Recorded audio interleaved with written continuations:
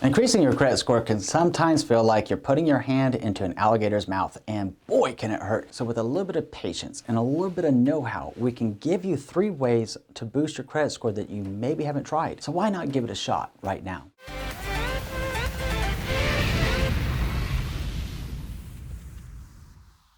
My name is Andrew Finney, and my passion is helping you make sense of real estate. If you need help finding a top agent near you, or if you simply want to drop me a line to say hello, my contact info is below. If you're new here, please go and subscribe to this channel now and like this video. Thank you. All right, my friend, let's talk about the credit score and the realities of this. You may be wondering why, hey, Andrew, you're a real estate agent. Why are you talking about credit scores? Well, my friend, here's the thing. It might come as a surprise to you that, I have about literally 175, 200 people a month that are reaching out to me to help them buy a home. Well, the vast majority of them just quite aren't ready yet. One of the leading causes behind that are credit score issues or debt to income issues and things that are going to take some time to correct before they'd be able to buy. Some of them are going to push through it and make it to the other side called their home, and others are just going to give up in the process and continue renting. So here's the thing.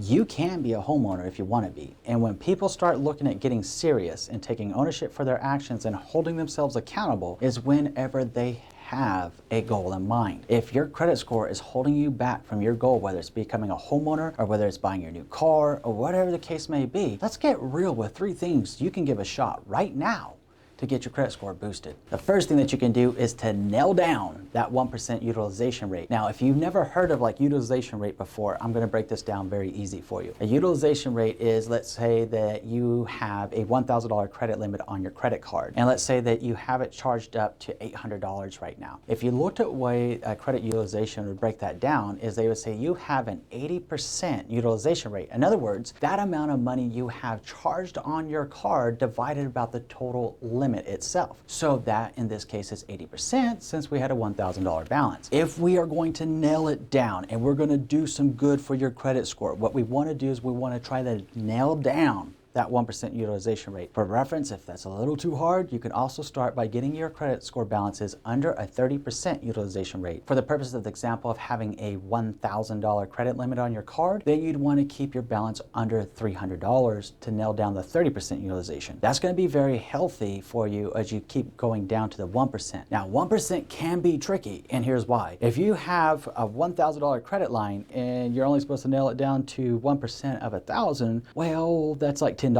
So how are you going to keep it at that 1%? It could be a little bit tricky. But here's the reason why you want to give it a shot, whether it's literally just going out and buying Starbucks coffee or something, paying it off at the end of the month, and then next month go buying another one just to keep it at that 1% rate, is that the credit bureaus actually like to see consistent on-time payments to boost your credit score, as do would-be loan officers that want to assess your credit profile. The more of this that you have at a healthy habit with healthy credit card practices, the more viable of a candidate you are to get a higher credit score more quickly, as are you to be able to eventually be able to purchase your home or a car or whatever your goal might be. Give it a shot. Why not try it? But if you can't hit the 1% and it's a little bit tricky, it's okay so long as you're keeping your credit card utilization under 30%. If you're wondering, one of the other reasons why this is going to become important to you is with credit card utilization along with your income, lenders are going to assess what they call a debt to income ratio. In other words, the total amount of debt, the liabilities that you pay each month, like a car note, student loans, credit card debt,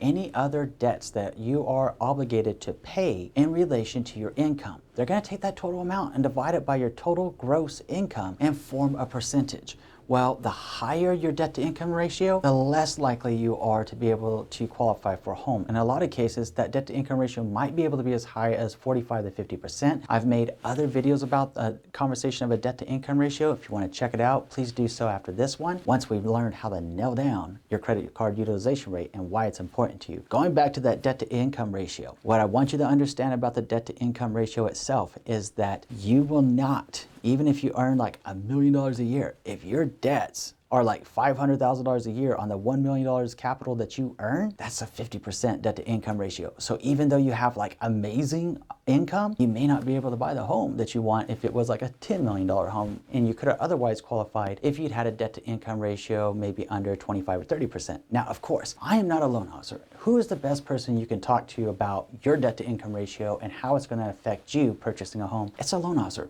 give them a call if you're wondering about it right now. The second thing that you want to do is to mix up your credit types. Now, when we're talking about that, there is an installment loan that you could have. There are credit cards that you could have. You could have these different types of loans, which is going to consist of a different credit mix. Having a different credit mix is going to help you boost your credit score because it's going to show that you have an installment loan over here. Maybe you have a signature loan, also known as like a personal loan over here. Maybe you have a store credit here, and maybe you have a credit card over there. Well, if you're paying all of those different types, including your car note, that would be another type, and that's for reference, a car loan would be like an installment loan. If you're paying those different types on time, consistently all the time, guess what's happening to your credit score? As time goes by, it's boosting and going higher. So if right now you only have a credit card, or right now you only have a car note, or right now you have maybe a signature loan, and you don't have the credit card or the car, consider going out and getting one. Now, am I telling you to go out and spend all your money? No, I'm definitely not. Am I telling you to make irresponsible decisions? Absolutely not. I'm asking you to diversify the credit types that you have and use the credit that you do have currently responsibly and wisely to your best interest. Take smart tactics to boost your credit score, but let's not be unwise with what we choose to do with it. The third thing to think about is what is often overlooked. It's called a credit builder loan. In short, a credit builder loan is unlike credit cards. A credit builder loan is an installment account itself. These type of loans are often available through credit unions. So if you already have a credit union, good on you, ask them about their credit builder loans. And unlike traditional loans, funds from the credit builder loans are held in an interest accruing savings account by the issuing lender until you pay it off the loan amount in full. That will generally take no more than a year, by the way. And the lender reports your activity to the credit bureaus, and as a product of that, and if you've made all your payments on time, your credit score will go up. So ask your credit union, if you're banking with a credit union, about credit builder loans. If you're not with a credit union, ask your bank and see if they have any similar options for you so that you can begin building this up. Please don't lose faith, and please don't get discouraged when you hear 1 year or 2 years to build up your credit. The reality is it just depends where we're starting at, and we all start somewhere in life. All of us started with no credit, and then we built it up, might have went into bad credit, all that fun stuff, but we've had to rebuild it. I can share with you from personal experience, my personal low was like a 480 after I had a bankruptcy in 2009. Boy, oh boy, did that suck, and boy, oh boy, did that hurt. But now my credit score is up over 770 over time of consistent on-time payments, diversified account types for credit, and using credit responsibly. Let's make sure that we can set you up for the same degree of success, if not even better, by getting wise with 3 simple things that you can do to boost your credit score right now. All right, so now let's take a closer look at the steps involved to get a home loan and getting clear on how many credit cards do you really need after all. Looking forward to our next conversation. We'll see you in a few.